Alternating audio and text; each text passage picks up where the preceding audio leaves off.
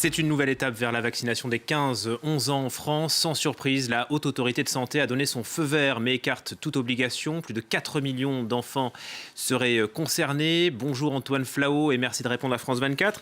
Vous êtes épidémiologiste, directeur de l'Institut de santé globale à la faculté de médecine de l'Université de Genève.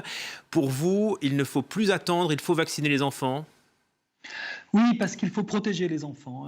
On s'est rendu compte avec le temps dans cette pandémie, on croyait que les enfants au départ étaient peu à risque. Le fait est qu'ils sont moins à risque de formes graves que les plus âgés, mais on a pu voir des enfants hospitalisés. En ce moment, la France d'ailleurs connaît un pic d'hospitalisation record d'enfants malheureusement atteints de formes sévères de Covid. Un grand nombre d'entre eux... De combien d'enfants parlons-nous ? On a plusieurs séries. Les Allemands, par exemple, ont 1680 enfants qui ont été hospitalisés. 78% d'entre eux n'avaient aucune comorbidité. 5% sont allés en soins intensifs. 0,8% en sont décédés. Donc, si vous voulez, on a un afflux constant, malheureusement, d'enfants qui rentrent aujourd'hui avec des complications sévères. Ils n'ont pas forcément des comorbidités et eux doivent pouvoir bénéficier de la vaccination. Je ne parle pas des formes de long Covid aussi. Vous savez, ces Covid longs sont très handicapants, très invalidants. On ne les connaît pas très bien chez l'enfant. On peut faire un Covid long alors qu'on a fait un Covid très banal, pas du tout une forme sévère. Pour toutes ces raisons, il faut protéger aujourd'hui nos enfants, nos petits-enfants de ces formes, de ces risques, on va dire. Même s'ils sont rares, ils sont suffisamment fréquents pour être inacceptables quand on a la chance d'avoir un vaccin qui est très bien toléré. Il a été administré à plus de 5 millions d'enfants aux États-Unis déjà et dans le monde encore. Et puis, il est très efficace chez l'enfant. Et avec la menace de Omicron, je crois qu'on ne peut pas prendre le risque de ne pas vacciner les enfants. Ils sont aussi vecteurs de contamination. Est-ce qu'on en sait davantage sur ce point ?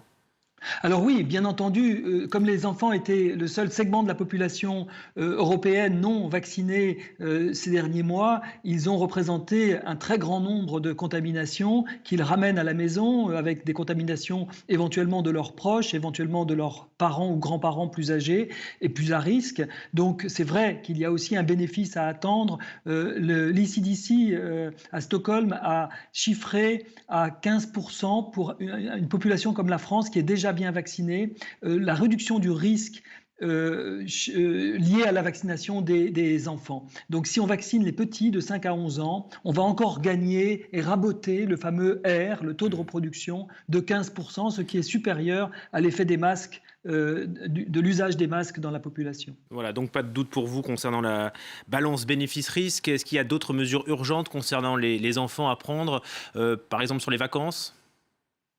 Alors, pour les vacances, ce qu'il faut, c'est se dire que les vacances scolaires, c'est très bénéfique contre la pandémie parce que justement, ça empêche la circulation du virus dans des salles de classe bondées, pas bien ventilées, où la transmission se déroule. Donc, les vacances scolaires vont être très efficaces. Est-ce qu'il va falloir les rallonger comme le proposent certains pays ? C'est tout à fait possible que ce soit très utile. Est-ce que la France le fera ? C'est une décision politique.